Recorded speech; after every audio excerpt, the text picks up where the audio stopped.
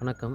நாம் இன்னைக்கு எத பத்தி பார்க்க போறோம் அப்படின்னு பார்த்தீங்கன்னா, ஆ இன்ஜினியரிங் கவுன்சிலிங் அப்ளை பண்ணுறதுக்கு என்னென்ன ப்ரொசீஜர்? 12த் ஸ்டூடண்ட்ஸ் அதுக்கு இப்போ எப்படியெல்லாம் ப்ரிப்பேர் ஆகணும்? எப்போருந்து ப்ரிப்பேர் ஆகணும்? என்னென்ன பண்ணணும் அப்படிங்கிறதெல்லாம் ஒரு ஒரு ரோ ஒரு ஃப்ளோ சார்ட் மாரி நம்ம இப்போ பார்ப்போம். ம். ஃபஸ்ட்டு ரிசல்ட் வரதுக்கு முன்னாடி என்ன பண்ணணும் அப்படின்னா, இன்ஜினியரிங்க்கு கட் ஆஃப் தான் முக்கியம்.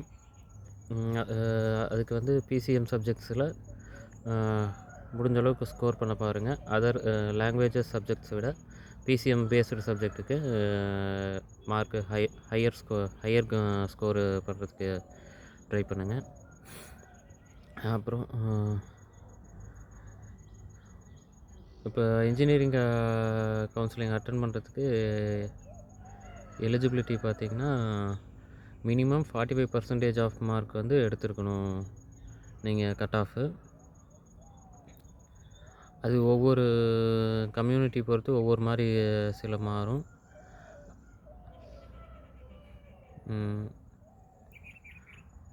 அப்புறம் ஆல் இண்டியா கோட்டா அதுக்கு 45% தான்.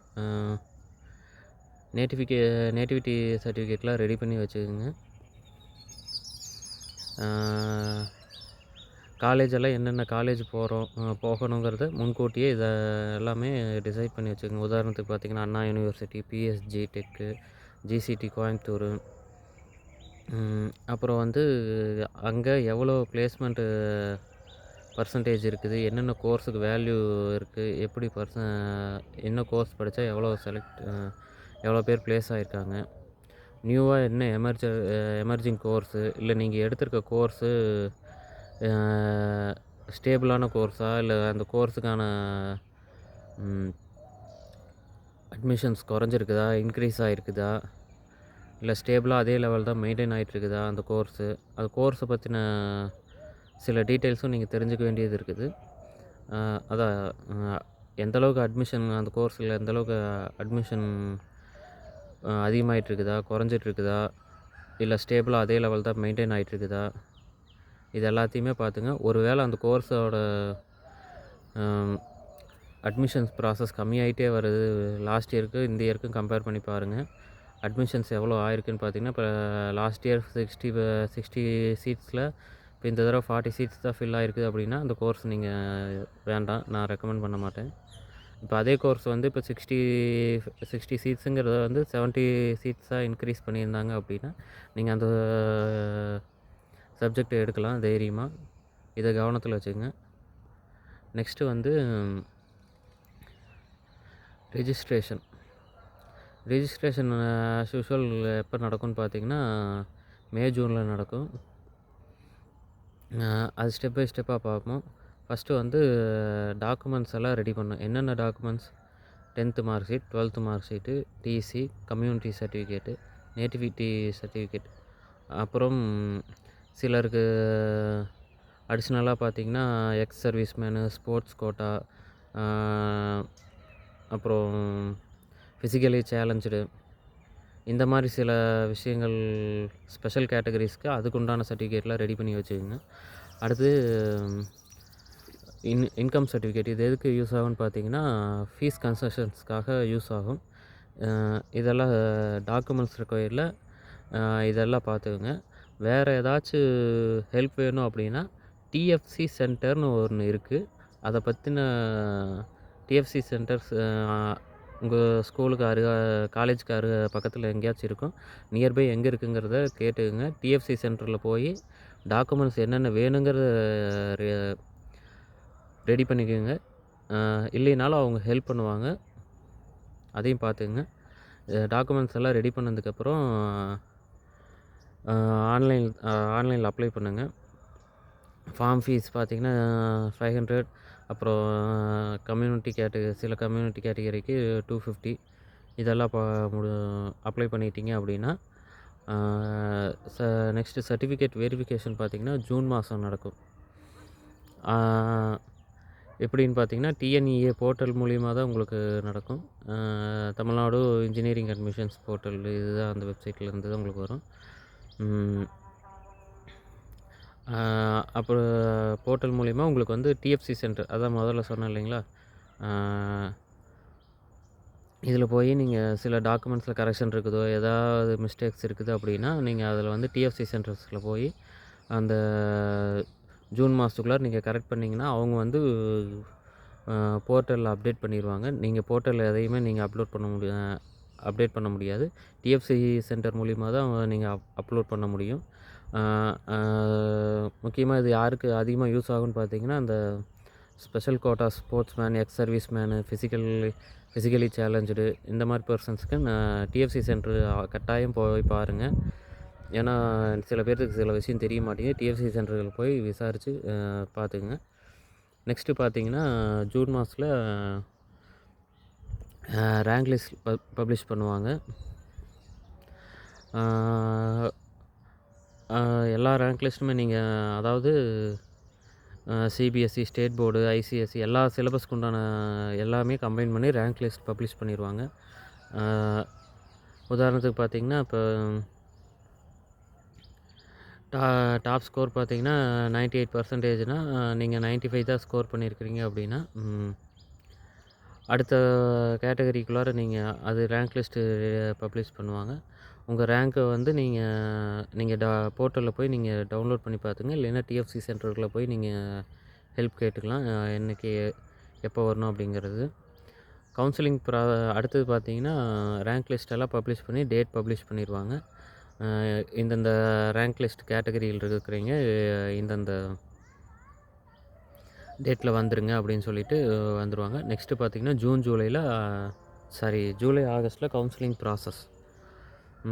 இது எப்படி பண்ணணும் கவுன்சிலிங் ப்ராசஸில் பார்த்தீங்கன்னா, உங்களுக்கு சாய்ஸ் ஃபில்லிங்னு ஒரு ஆப்ஷன் இருக்குது. முக்கியமாக சொல்ல வர்றது இது தான். சாய்ஸ் ஃபில்லிங் அப்படிங்கிறது, இப்போ நீங்கள் ஒரு சர்டன் காலேஜில் சர்டன் கோர்ஸ் எடுக்கணும்னு நீங்கள் யோசித்து வச்சுருக்கிறீங்க. இன்கேஸ் அந்த கோர்ஸ் அவைலபிளாக இல்லை அப்படிங்கிற பட்சத்தில், எனக்கு அந்த காலேஜ் தான் முக்கியம் அப்படிங்கும்போது, உங்களுக்கு கோர்ஸ் அவைலபிளாக சாய்ஸ் ஆப்ஷனில் அதர் கோர்ஸஸ் நீங்கள் சூஸ் பண்ணிக்கலாம். அதுக்கு நிகரான கோர்ஸு. இப்போ நான் மெக்கானிக்கல் எடுக்கிறேன் மெக்கானிக்கல் அல்லது இசிஇ நீங்கள் ஃபிக்ஸ் பண்ணி வச்சுருக்கிறீங்க அப்படின்னா, இப்போ அந்த காலேஜில் நீங்கள் அந்த மெக்கானிக்கல் இசிஇ மட்டும்தான் நீங்கள் எடுக்கணும். சிஎஸ்ஐடி எந்த காலேஜில் வேணாலும் நான் படிச்சுக்குவேன் அப்படின்னு நீங்கள் நினச்சிங்க. ஆனால் இந்த காலேஜ் தான் எனக்கு ஃபோக்கஸ்டாக இருக்குது அப்படின்னு பார்த்தீங்கன்னா, அந்த காலேஜில் சேம் வேல்யூ உள்ள அதர் கோர்சஸ் லிஸ்ட்டு நீங்கள் பார்த்துக்குங்க.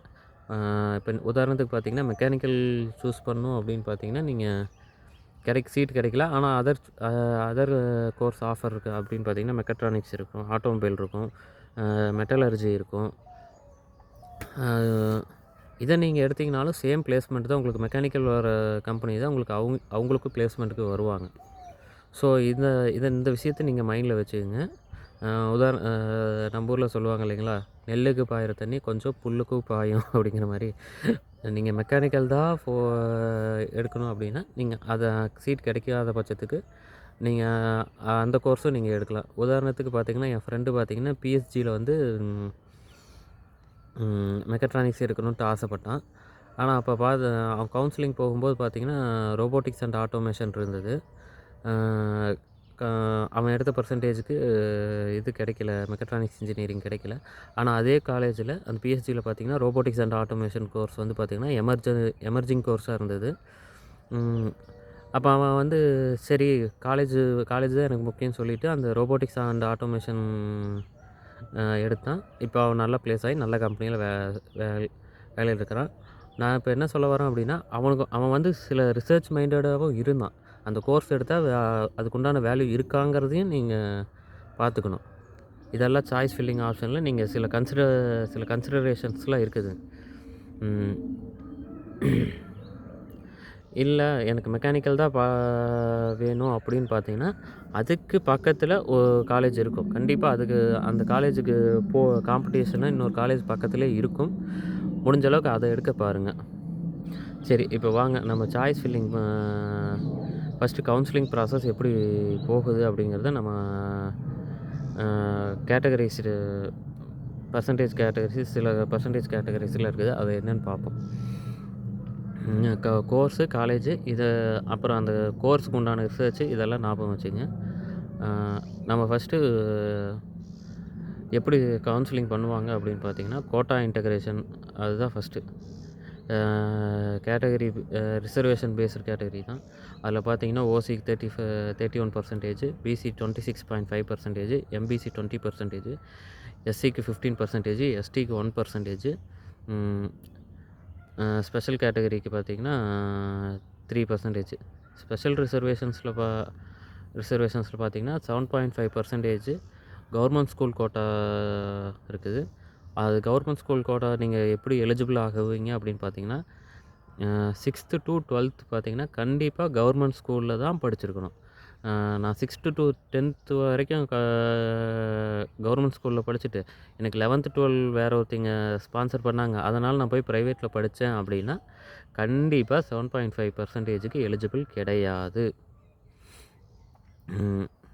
அப்புறம் ஸ்போர்ட்ஸ் கோட்டா, நேஷ்னல் அத்லெட்ஸு இந்த மாதிரி இருக்குது. Different physically challenge 5%, ex service மேனுக்கு 1% இந்த மாதிரி இருக்குது. பர்சன்டேஜ் கணக்கு இது நீங்கள் எதில் வருவீங்கிறத கண்டிப்பாக நீங்கள் பார்த்துக்குங்க.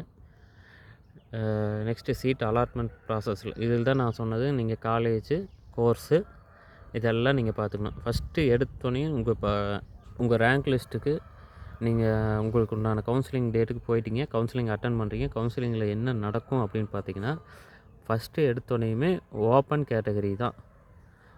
இன்னென்ன காலேஜ் இருக்குது, இன்னென்ன கோர்ஸ் இருக்குது, உனக்கு உன்னோட ரேங்க் லிஸ்ட்டுக்கு அந்த காலேஜு கோர்ஸு அவைலபிளாக இருக்கான்ட்டு உன்னோட சாய்ஸுக்கு விட்டுருவாங்க. அதுக்கு முன்னாடியே உங்களுக்கு டிஸ்பிளேயில் பார்த்தீங்கன்னா இந்த காலேஜ் எல்லாம் சீட் ஃபில் ஆகிடுச்சு, இந்த காலேஜுக்கு இதுக்கு அடுத்த ரேங்க் லிஸ்ட் ஆர்டர் கண்டிப்பாக நீங்கள் வச்சுருக்கணும். காலேஜோட ரேங்க் லிஸ்ட் ஆர்டர்லாம் பார்த்தீங்கன்னா உங்களுக்கு ஓரளவுக்கு முன்னாடி அப்டேட் பண்ணி சிஸ்டம் அப்டேட் வந்துக்கிட்டே இருக்கும் உங்கள் கையில். அங்கே போனீங்கன்னா ஃபஸ்ட்டு ஓப்பன் கேட்டகரி தான். கம்யூனிட்டி சாய்ஸ் வந்து நீங்கள் அடுத்ததாக நீங்கள் கோர்ஸ் எடுக்கும்போது எனக்கு இந்த கோர்ஸ் வேணும் அப்படிங்கும்போது அதில் உங்களுக்கு அந்த கோர்ஸுக்கு உண்டான ஆப்ஷன், நீங்கள் அந்த கோர்ஸ் எடுக்கிறதுக்கு உண்டான ஆப்ஷன்லாம் பார்ப்பாங்க. ஓப்பன் கேட்டகரி ஃபஸ்ட்டு ரேங்க் லிஸ்ட்டில் முடிஞ்சு போயிடுச்சு. நெக்ஸ்ட்டு உங்களுக்கு community based BC, MBC, SC, ST இந்த கேட்டகரியில் எதுலையாச்சும் உங்களுக்கு அந்த சீட் உங்களுக்கு அலர்ட் பண்ண முடியுமா அப்படின்னு பார்ப்பாங்க. இன்கேஸ் கம்யூனிட்டி வைஸ் உங்களுக்கு அதில் சீட்டாக ப்ரிஃபர் ஆச்சுன்னா நீங்கள் கண்ணை மூடிட்டு ஃபில் பண்ணிடுங்க. இல்லை நான் வேறு காலேஜ் பார்க்குறேன் அப்படின்னா இது வந்து first step accept and join. Course select பண்ணுறீங்க, காலேஜ் செலக்ட் பண்ணுறீங்க, ஓகே ஃபிக்ஸட் லாக் குரோர்பதி மாதிரி தான், கம்ப்யூட்டர் ஜி லாக் கரோ அப்படிங்கிற மாதிரி தான் இது. நெக்ஸ்ட்டு வந்து அக்செப்ட் அண்ட் அப்வர்ட். நீங்கள் கோர்ஸ் செலக்ட் பண்ணிட்டீங்க, இருந்தாலும் இன்னொரு ரவுண்டு வேறு ஏதாச்சும் பெட்டர் ஆப்ஷன் கோர்ஸ் அவைலபிளாக இருக்காங்கிறது பார்க்குறதுனாலும் நீங்கள் மறுபடியும் அப்வர்டு ஆப்ஷன் கொடுத்தீங்கன்னா வெயிட் பண்ணி உங்களுக்கு அடுத்த ரவுண்ட் கூப்பிடுவாங்க. இது ஒரு ஆப்ஷன் இருக்குது. Decline and upward third. இல்லை எனக்கு இந்த காலேஜில் இந்த கோர்ஸ் எனக்கு வேண்டாம், அதாவது நீங்கள் எதிர்பார்த்த கோர்ஸ் கிடைக்கல அப்படிங்கும்போது நீங்கள் டிக்ளைன் பண்ணிவிட்டு அடுத்த நீங்கள் எதிர்பார்த்த கோர்ஸ் எதுலேயுமே கிடைக்கல அப்படின்னா டிக்ளைன் பண்ணிவிட்டு வெயிட் பண்ணணும். Decline and upward. உதாரணத்துக்கு பார்த்தீங்கன்னா உங்களுக்கு ஆப்ஷன்ஸ் எலிஜிபிளாக இருந்தால் நீங்கள் அப்வர்ட் செலக்ட் பண்ணலாம். ஆப்ஷன் இல்லை அப்படின்னா கம்ப்யூட்டர் ஜி லாக் கரோ தான் உங்களுக்கு. இல்லை அப்படின்னா நீங்கள் டிக்ளைன் பண்ணிவிட்டு அந்த சாய்ஸ் ஃபில்லிங் ரவுண்டை எக்ஸிட் பண்ணிவிட்டு நீங்கள் வெயிட் பண்ணி மறுபடியும் அடுத்த ரவுண்டுக்கு நீங்கள் மூவ் ஆகலாம். உதாரணத்துக்கு பார்த்தீங்க அப்படின்னா 100% எந்த காலேஜ்லையுமே சீட் ஃபில் ஆகிருக்காது. அதனால் நீங்கள் வெயிட் பண்ணி இன்னென்ன காலேஜில் இவ்வளோ சீட் கடைசியாக வந்து சில ஸ்பெஷல் கேட்டகரிஸ்க்குன்னு சில சீட்டு அலாட் பண்ணியிருப்பாங்க சில காலேஜில். அந்த எல்லா காலேஜிலுமே அந்த சீட் ஃபில் ஆகிருக்காது. உதாரணத்துக்கு பார்த்திங்கன்னா நம்ம இப்போ கோயிலில் இத்தனை பேர்த்துக்கு சாப்பாடு போடுறோம் அப்படின்னு நம்ம பிளான் பண்ணி சாப்பாடு கொண்டு வந்திருப்போம். பட் நம்ம எதிர்பார்த்த அளவுக்கு பீப்புள் வந்திருக்க மாட்டாங்க. மறுபடியும் அந்த சாப்பாடெல்லாம் கொடுத்தது போக மறுபடியும் அதெல்லாம் கேதர் பண்ணி நெக்ஸ்ட்டு ரவுண்டு அலாட் பண்ணுவாங்க. அந்த நெக்ஸ்ட்டு ரவுண்டில் நீங்கள் உள்ளே போகும்போது உங்களுக்கு அந்த சாய்ஸ் இருந்தது அப்படின்னா இதை செலக்ட் பண்ணலாம். மோஸ்ட்லி பார்த்தீங்கன்னா அக்செப்ட் அண்ட் ஜாயின்ட்டுங் அந்த மைண்ட் செட்டில் தான் நிறையா பேர் போகிறாங்க. இல்லை நான் வெயிட் பண்ணி பார்க்குறேன் அப்படின்னாலும் நீங்கள் டிக்ளைன் பண்ணிவிட்டு வெயிட் பண்ணி பார்க்கலாம். அப்படி இல்லை அப்படின்னா final option decline and quit. நீங்கள் இன்ஜினியரிங் ஆப்ஷனே எனக்கு வேண்டாம் அப்படின்னா நீங்கள் அதை டிக்ளைன் பண்ணிவிட்டு கவுன்சிலிங் குயிட் பண்ணிவிட்டு வெளியே வந்துடலாம்.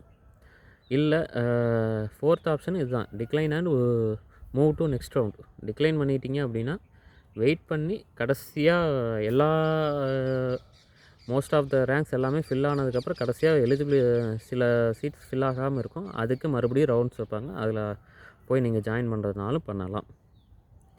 ஓகே, இப்போ நீங்கள் கோர்ஸை அக்செப்ட் பண்ணியாச்சு. நெக்ஸ்ட்டு என்ன பண்ணுறது? Admission and reporting. இந்த காலேஜில் நான் இந்த கோர்ஸ் செலக்ட் பண்ணிட்டேன். நீங்கள் அங்கே உட்காந்து அண்ணா யூனிவர்சிட்டியில் உட்காந்து கோர்ஸ் செலக்ட் பண்ணியிருப்பீங்க. இங்கே காலேஜுக்கு அதை தெரியப்படுத்தணும் இல்லையா? நீங்கள் இந்த காலேஜில் நான் அட்மிஷன் போட்டேன் அப்படின்னா ஃபஸ்ட்டு ப்ராசஸ் பார்த்திங்கன்னா fees payment. Admission fees pay பண்ணணும். அட்மிஷன் ஃபீஸ் பார்த்திங்கன்னா கவர்மெண்ட் காலேஜுக்கு 10,000, எய்டட் காலேஜுக்கு 25,000, ப்ரைவேட் காலேஜாக இருந்ததுன்னா அது ஒவ்வொரு இதை பொறுத்து அது ஒவ்வொரு கேட்டகரிக்கும் ஒவ்வொரு மாதிரி மாறும்.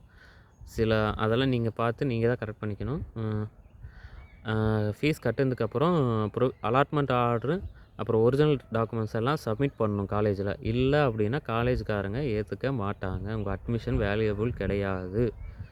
அவங்க கேட்குற டாக்குமெண்ட்ஸை ப்ராப்பராக சப்மிட் பண்ணியே ஆகணும். இல்லாத பட்சத்துக்கு உங்களை எலிஜிபிள் பண்ண மாட்டாங்க. அதுவும் குறிப்பிட்ட டெட்லைன் டேட்டுக்குள்ளே நீங்கள் இதெல்லாம் ஃபினிஷ் பண்ணியிருக்கணும். அவ்வளோதான், அட்மிஷன்ஸ் ஓவர். அதர் சில எக்ஸ்ட்ரா ஃபீச்சர்ஸ் பார்த்திங்கன்னா ஸ்காலர்ஷிப் அண்டு ஃபினான்ஷியல் அசிஸ்டன்ஸ். இப்போ நீங்கள் கவர்மெண்ட் கோட்டாவில் வந்திருக்கீங்க, 7.5% கவர்மெண்ட் கோட்டாவில் நீங்கள் அட்மிஷன் ஆகிருக்கீங்க அப்படின்னு பார்த்தீங்கன்னா உங்களுக்கு கவர்மெண்ட் ஸ்காலர்ஷிப் கிடைக்கும். நெக்ஸ்ட்டு கேட்டகரி பார்த்திங்கன்னா ஃபஸ்ட்டு ஜென்ரேஷன் கிராஜுவேட்டு. இது ஃபஸ்ட்டு ஜென்ரேஷன் கிராஜுவேட்டுங்கும்போது அதில் ஃபீஸ் சில கன்செஷன்ஸ் தான் கிடைக்குமே தவிர கண்டிப்பாக ஸ்காலர்ஷிப்பில் அது நீங்கள் லோக்கல் பாடி அவங்கள சப்போர்ட் பண்ணுவாங்க. அதெல்லாம் நீங்கள் பார்த்துங்க. அப்புறம் எஸ்டிக்கு பார்த்திங்கன்னா சென்ட்ரல் கவர்மெண்ட் ஸ்காலர்ஷிப்ஸ் அவைலபிளாக இருக்குது. அப்புறம் ஆல் இண்டியா கோட்டாவுக்கு சில ஸ்காலர்ஷிப்ஸு எலிஜிபிளாக இருக்குது. இதெல்லாம் ஸ்காலர்ஷிப்ஸ் பற்றி நீங்கள் நிறையா தெரிஞ்சுக்க வேண்டியது இருக்குது. அதை நீங்கள் அங்கங்கே காலேஜ் சேரும்போது அங்கங்கே லோக்கல் பாடியில் உங்களுக்கு ஐடியா கிடைக்கும். அல்லது காலேஜ் சேர்ந்ததுக்கப்புறம் உங்கள் சீனியர்ஸ் கிட்ட இதை பற்றி நீங்கள் விசாரிக்கணும், கண்டிப்பாக விசாரிக்கணும். ஓகேங்களா? அப்புறம் சில டிப்ஸ் பார்த்திங்கன்னா என்ன சொல்கிறது, கரெக்டாக ப்ராப்பர் பிளானிங் வேணும். அதை நான் சொன்னது தான், February Marchலேயே கரெக்டாக எல்லாமே ப்ரிப்பேர் பண்ணணும். சப்ஜெக்ட் ப்ரிப்பேர் பண்ணணும், டாக்குமெண்ட்ஸ் ப்ரிப்பேர் பண்ணணும், இதெல்லாம் ப்ரிப்பேர் பண்ணிக்கிங்க. அடுத்தது பார்த்திங்கன்னா கவுன்சிலிங் போகும்போது சாய்ஸ் ஃபில்லிங் பற்றின சில புரிதல் வேணும். உங்கள் சீனியர்ஸ்கிட்ட இதை பற்றி முன்னாடி படித்தவங்ககிட்ட கவுன்சிலிங் போய் அட்டன் பண்ணவங்ககிட்ட இதெல்லாம் கேட்டுங்க. அப்டேட்டடாக இருங்க. எப்போ இது வரும், ரிசல்ட் வரும், எப்போ டாக்குமெண்ட் கரெக்ஷன்லாம் இருக்குது அப்படிங்கிறத பார்த்துங்க. டிஎஃப்சி சென்டர்ஸ் பற்றி கண்டிப்பாக தெரிஞ்சுக்குங்க. கண்டிப்பாக டாக்குமெண்ட் சில எரர்ஸ்லாம் வந்ததுன்னா டிஎஃப்சி சென்டரில் தான் நீங்கள் போய் அப்டேட் பண்ணுற மாதிரி இருக்கும். அதை பற்றின இதெல்லாம் நீங்கள் தெரிஞ்சு வச்சுக்கோங்க. அப்புறம் சில டாஸ்க் எல்லாம் சொல்கிறேன், டைம்லைன் டாஸ்க் சொல்கிறேன். இந்த டைமில் இதெல்லாம் நீங்கள் அப்டேட் பண்ணி வச்சுக்கோங்க. என்னென்னு பார்த்தீங்கன்னா டாஸ்க் பார்த்திங்கன்னா காலேஜ் அப்புறம் கோட்டாஸ் பற்றின எக்ஸாம் முடித்ததுக்கப்புறம் இதெல்லாம் 12th எக்ஸாம் முடித்ததுக்கப்புறம் இதெல்லாம் ப்ரிப்பேர் பண்ணிக்கிங்க. என்னென்னு பார்த்தீங்கன்னா காலேஜ் பற்றின ரிசர்ச்சஸ்ஸு, கோட்டாஸ் இதெல்லாம் என்ன எலிஜிபிளுங்கிறது இதெல்லாம் கண்டிப்பாக பார்த்துக்குங்க. அப்புறம் டாக்குமெண்ட்ஸை அப்ளிகேஷன் ஃபார்மெல்லாம் கரெக்டாக ப்ராப்பராக ஒரு ஃபோட்டோ காப்பி இன்னொரு காப்பி எடுத்து கூட அந்த காப்பியில் ஃபில் பண்ணி ரஃப் யூஸாக ஃபில் பண்ணி பார்த்து ட்ரையல் பார்த்துட்டு அதுக்கப்புறம் ஒரிஜினல் அப்ளிகேஷனில் ப்ராப்பராக ஃபில் பண்ணுங்கள். நெக்ஸ்ட்டு பார்த்திங்கன்னா ரேங்க் லிஸ்ட் பப்ளிகேஷன் ஆகும்போது அதுக்கு தயாராக இருங்க. அப்புறம் ஜூன் ஜூலையில் கவுன்சிலிங் ப்ராசஸ், இதுக்கும் நீங்கள் பயப்படாமல் தயாராக இருக்கணும். August September admission and reporting, இதுக்கு எல்லாமே தயாராக இருங்க. Okay, thank you.